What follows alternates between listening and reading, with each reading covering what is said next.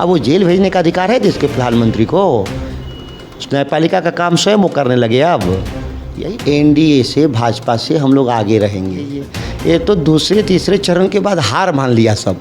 ये तो अपनी इज्जत बचाने के लिए लड़ रहे हैं। लड़ाई जनता यहाँ निर्णय ले चुकी है कि राष्ट्रीय जनता दल सुधाकर सिंह जीतेंगे। भारत के संविधान को टुकड़े टुकड़े कर देना चाहते हैं। तो देश के 543 में से 543 भाजपा को होना चाहिए। वो क्यों 143 छोड़ दे रहे हैं भाजपा वाले? यह लोकतंत्र का 140 करोड़ लोगों का चुनाव है। सटीक खबरों का सीधा असर। आप देख रहे हैं एनसीआर समाचार। हमारे साथ बिहार सरकार के पूर्व कृषि मंत्री सुधाकर सिंह जी सह विधानसभा सदस्य अभी हैं, जो कि इनको इंडी गठबंधन ने बक्सर से लोकसभा प्रत्याशी आरजेडी से घोषित की है। चुनावी तापमान काफ़ी बढ़ चुका है, जैसे कि मौसम का तापमान बढ़ा हुआ है, चुनावी तापमान काफ़ी बढ़ चुका है। मैं इनसे कोशिश करूंगा कि कुछ हम बात करूंगा। देख रहे हैं कि चुनाव के समय काफ़ी बहुत कम हो चुका है, 72 से लगभग 120 घंटा तक है। हमारे साथ सुधाकर सिंह जी, जो बिहार सरकार के पूर्व कृषि मंत्री है। Sir, welcome to NCR channel. Sir नमस्कार है आपके चैनल। सर, आपकी इस चुनावी दौरा कैसे चल रही है? मैं रोज़ 9 से 10 नुक्कड़ सभा करता हूं। अच्छा। और जनसंपर्क में लगे रहते हैं। यही हम लोग का पार्टी का, और डोर टू डोर पार्टी के कार्यकर्ता अलग से कार्यक्रम चलाते रहते हैं। अब तो 2 दिन बचा है, 3 दिन अब तो रोड शो रैलियाँ रह गई हैं। क्या जनता 4 तारीख को पूर्ण आशीर्वाद देने वाली है? उस दिन रिजल्ट आने वाली है आपकी? जनता आशीर्वाद दे चुकी है हम लोग को। वो परिणाम आपको उस दिन दिखेगा। अब आशीर्वाद जितना देना है जनता दे चुकी है।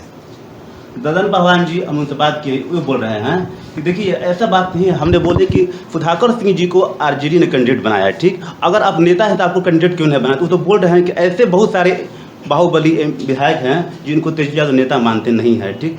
मैंने एक क्वेश्चन किया उनसे कि बताइए, अगर नेता नहीं मानते हैं तो आप चुनाव क्यों कैसे लड़ रहे हैं? तो बोले कि देखिए उनके फादर जो थे आरजेडी में थे, मतलब बहुत दिन से हैं, शुरू से अंत तक हैं, उनको भी टिकट दिया गया। तो हमने पूछा ठीक है, तेजस्वी यादव अगर यहाँ पर रैली उनके पक्ष में कर रहे हैं तो क्या MY समीकरण किसके पक्ष में जाने वाला है? तो उन्हें बोले कि नहीं, वो यादव तो सामंतवादी हो चुके हैं। इसका क्या रिएक्शन आपका है?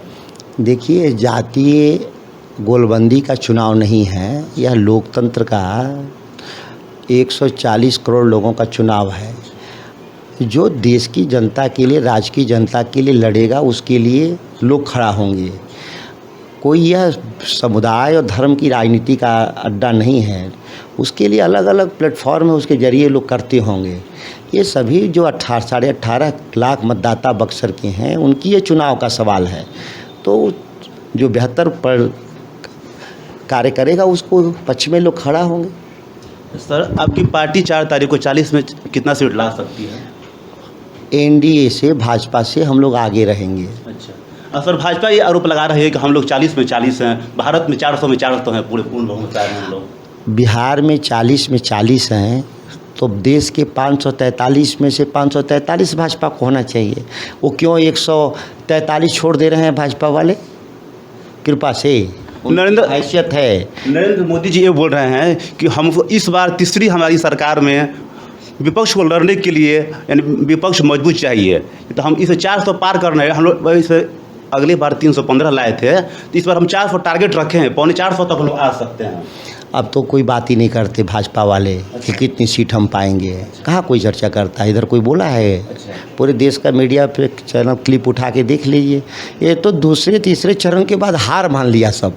ये तो अपनी इज्जत बचाने के लिए लड़ रहे हैं लोग। और अरविंद केजरीवाल कल मोदी जी पर कुछ टिप्पणी की, तो मोदी जी साफ बोल दिए हैं कि हम लोग 4 तारीख को 400 पार करने वाले हैं। इधर विपक्ष का 4 तारीख के बाद यहाँ से सब लोग का लिस्ट बन चुका है जेल जाने के लिए। क्या रिएक्शन है?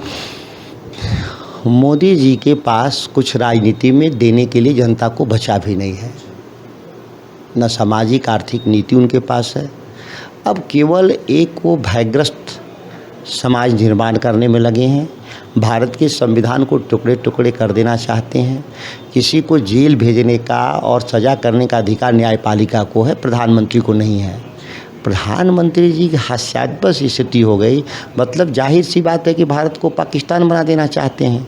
जहां लोग वोट इमरान खान को दिए थे, सरकार राष्ट्रपति प्रधानमंत्री शहबाज खान बन गया, वहां सेना की जनरल सरकार चला रहा है। भारत में भी आपको चुनाव सरकार चलाने के लिए मिलता है, आपको न्याय करने के लिए नहीं। उसके लिए तो न्यायपालिका है। अब वो जेल भेजने का अधिकार है देश के प्रधानमंत्री को। न्यायपालिका का काम स्वयं वो करने लगे अब। यही तो लड़ाई है इस देश में कि इनके आने से देश में लोकतंत्र खत्म हो जाएगा। सर एनडीए जो है, जो आप लोग की जो पार्टी विपक्ष पार्टी है, वो आरोप ये अभी तक ये लगा रही है कि 19 में 14 में वो लोग रिजल्ट से एक दिन पहले तक अपना सरकार दम तय करते हैं। रिजल्ट के दिन वो लोग कहाँ चले जाते हैं कोई पता ही नहीं चलता। क्या रिएक्शन है सर? हम लोग संसद में रहते हैं, उनका मुखर विरोध करते हैं। कहाँ हम चले जाते हैं? किस मुद्दे पर नहीं लड़े देश के प्रधानमंत्री से? उनकी तो बोलती बंद कर दिए थे दिल्ली में हम लोग। 2020 में 5 लाख किसान बैठे थे धरने पर, माफ़ी मांगा था देश का प्रधानमंत्री, और जो कानून पास किया था वापस करना पड़ा था। किस मुगालते में लोग हैं?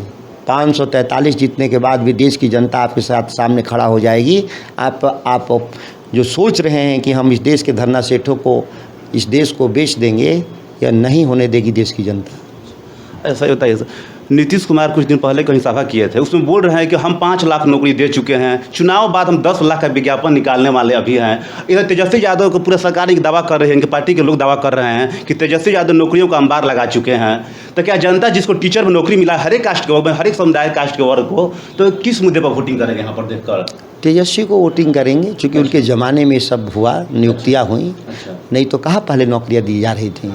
बाद में भी नीतीश कुमार आएंगे तो नौकरी नहीं देंगे, कोई एजेंडे में नहीं है। वो तो जितना पैसा वो देश के उद्योगपतियों को देना चाहते हैं।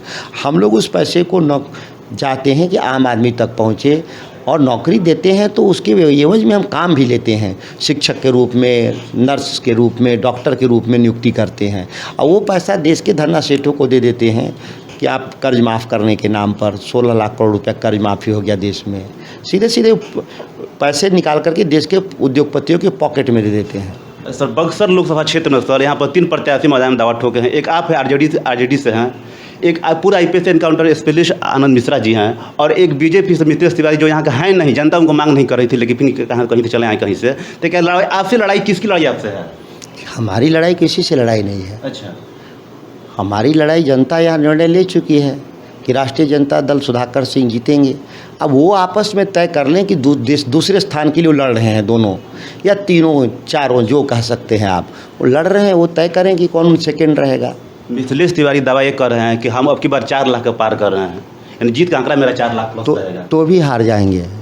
जितना वोट कह रहे हैं उतना वोट पाएंगे भी तो हार जाएंगे चुनाव। दावा तो बढ़ चढ़ के कर रहे हैं, उनको वोट 2-2.5 लाख मिलेगा, लेकिन जितना कह रहे हैं उसके बाद भी हार जाएंगे। इतना भी उनको नहीं मालूम कि कितना वोटर है। यहाँ 18.5 लाख वोट है, यहाँ 12 लाख वोट पोल होगा। मोदी जी के प्रोग्राम में सर उस दिन 43.6 डिग्री सेल्सियस मतलब इतना गर्मी था उस दिन सर, जनता उसमें 2.5 लाख की संख्या में आई थी। तो जनता ये बोल रही है कि हम लोग साइलेंट वोटर अभी तो हैं, अभी तो हम लोग का ये टेलर है, अभी 1 तारीख को अभी हम लोग का पिक्चर बाकी है। कोई फर्क नहीं पड़ता कौन आया कौन गया। सुधाकर सिंह जी जिनको बक्सर से आरजेडी प्रत्याशी एमपी प्रत्याशी बनाए हैं इंडिया गठबंधन ने, तो मैं इनसे बात किया, लग रहा है कि इनकी जनता बोल रहे हैं, जनता हमको आशीर्वाद दे चुकी है, केवल 4 तारीख का इंतजार है। खबरें में आपको बने रहने के लिए धन्यवाद।